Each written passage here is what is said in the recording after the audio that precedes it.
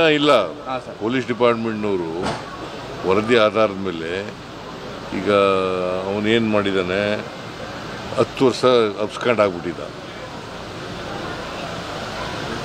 ಅವನು 164 ಸ್ಟೇಟ್ಮೆಂಟ್ ಕೊಟ್ಟಿದ್ದಾನೆ ಪೊಲೀಸ್ ಮುಂದೆ.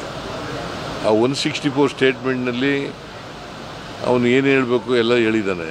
ನಾನೇ ಊತ ಹಾಕಿದ್ದೀನಿ ಅಂತ ಹೇಳಿದ್ದಾನೆ.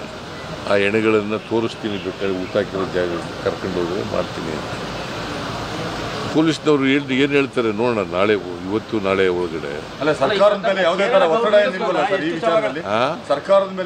ಯಾವುದೇ ಒತ್ತಡ ಇಲ್ಲ. ಒತ್ತಡ ಹಾಕಿದ್ರು ನಾವು ಯಾರ ಮಾತು ಕೇಳಲ್ಲ, ಕಾನೂನು ರೀತಿಯೇ ಮಾಡ್ತೀವಿ. ಇನ್ನೂ ಇಲ್ಲ ಪೊಲೀಸ್ ಡಿಪಾರ್ಟ್ಮೆಂಟ್ನವರು ವರದಿ ಆಧಾರದ ಮೇಲೆ ಈಗ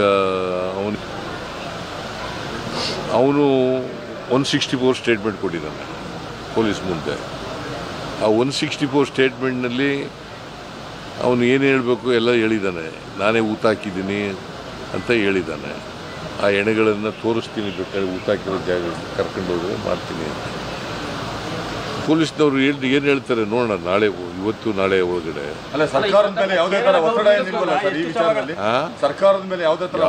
ಯಾವುದೇ ಒತ್ತಡ ಇಲ್ಲ. ಒತ್ತಡ ಹಾಕಿದ್ರು ನಾವು ಯಾರ ಮಾತು ಕೇಳಲ್ಲ, ಕಾನೂನು ರೀತಿಯೇ ಮಾಡ್ತೀವಿ.